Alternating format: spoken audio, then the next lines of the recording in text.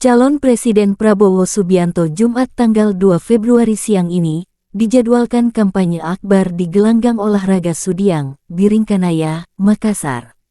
Namun arak-arakan simpatisannya mulai berkumpul di sejumlah titik di Makassar dan Goa sejak usai salat subuh. Arak-arak pendukung Capres nomor urut 2 ini terlihat di pelataran akses masuk ruas Jalan Perumahan Royal Spring di Jalan Tun Abdul Razak, Sombaopu, Goa, dan Jalan Hertasning Baru, Rapocini, Makassar sejak pukul 6 WITA. Hingga pukul setengah 7 pagi WITA, arak-arakan itu berjumlah sekitar 50 orang. Sebagian besar mengendarai sepeda motor. Seorang pria parubaya terlihat membagikan kaos biru bertuliskan Prabowo Gibran. Seorang perwira pertama polisi berseragam terlihat ikut mengawasi.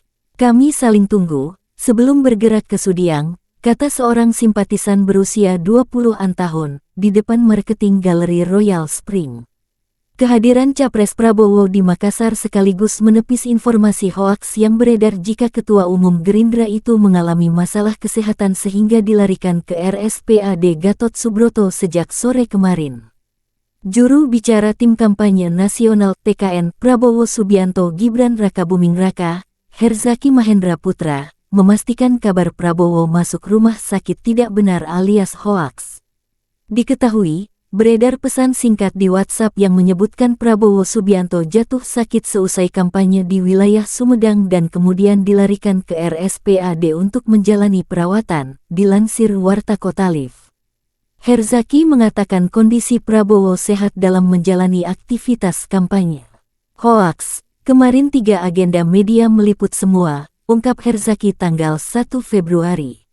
Kampanye Prabowo ini hanya berselang sehari setelah kampanye akbar Capres nomor 3, Ganjar Pranowo di Upper Hills, Jalan Metro Tanjung Bunga, Mariso, Pantai Barat Makassar, Rabu lalu.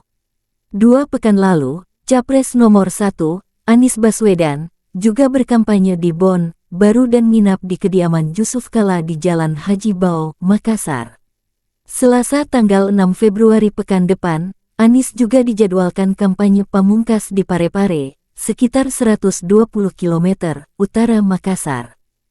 Download Tribun X sekarang, menghadirkan lokal menjadi Indonesia.